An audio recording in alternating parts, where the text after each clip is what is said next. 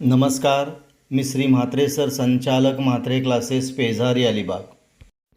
आज आपण नीट काउन्सिलिंगसाठी कोणकोणती डॉक्युमेंट्स लागतात ते आपण बघणार आहोत. कारण एखादं डॉक्युमेंट जरी आपल्याकडे नसेल तरी आपल्याला त्याचा त्रास होऊ शकतो.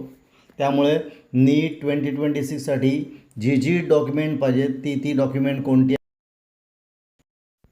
पहिलं डॉक्युमेंट नीट ॲडमिट कार्ड, म्हणजे नीटच्या परीक्षेचं प्रवेशपत्र. मग नीट ॲडमिट कार्ड का गरजेचं आहे? तर एक्झामला आपण ॲपियर झालो हे याचं प्रूफ आहे ते. दुसरं आहे नीट स्कोअर कार्ड, म्हणजे रिझल्ट. हे गुणांचं पत्रक आणि हे ऑल इंडिया रँकसाठी उपयोगी असतं. तिसरं काय आहे? CET सेल ॲप्लिकेशन फॉर्म, म्हणजे महाराष्ट्र CET सेलवर भरलेला ऑनलाईन अर्ज. या अर्जाची पण गरज असते. चौथं आहे SSC, म्हणजे 10वीचं मार्कशीट किंवा सर्टिफिकेट. याच्यावरनं आपल्याला लागणारा proof of date of birth, जन्माचा दाखला. आत्तापर्यंत आपण काय बघितलेलं आहे की नीट काउन्सिलिंगसाठी लागणारे डॉक्युमेंट, त्यातलं पहिलं पाहिजे ॲडमिट कार्ड, नीट ॲडमिट कार्ड. सेकंड आहे नीट स्कोअर बोर्ड. तिसरं CET सेल ॲप्लिकेशन फॉर्म. चौथं 10वीचं मार्कशीट किंवा सर्टिफिकेट. आता पाचवं आहे SSC, म्हणजे 12वीची मार्कशीट किंवा पासिंग सर्टिफिकेट.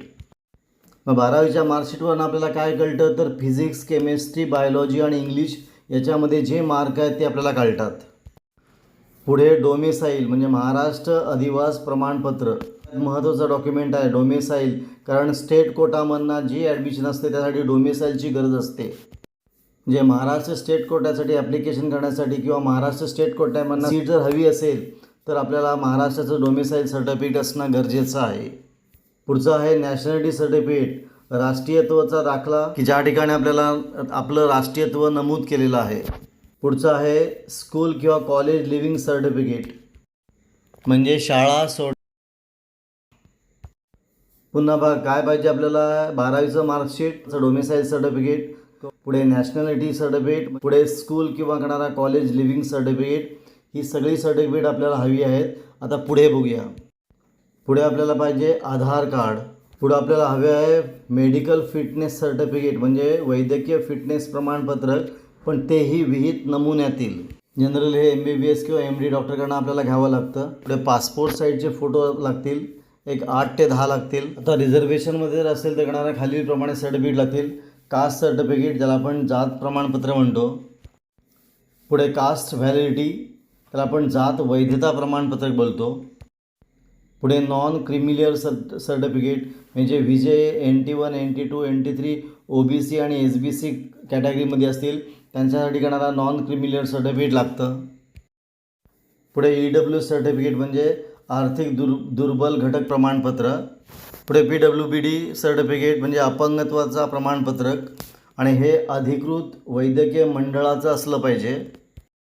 पुढे आहे गॅप सर्टिफिकेट, म्हणजे शिक्षणामध्ये आपल्याला जर खंड पडला असेल तर त्यासाठी करणारा गॅप सर्टिफिकेट लागतं. याच्या व्यतिरिक्त ऑल इंडिया काउन्सिलिंगसाठी आपल्याला एक मायग्रेशन सर्टिफिकेटसुद्धा कधी लागतं.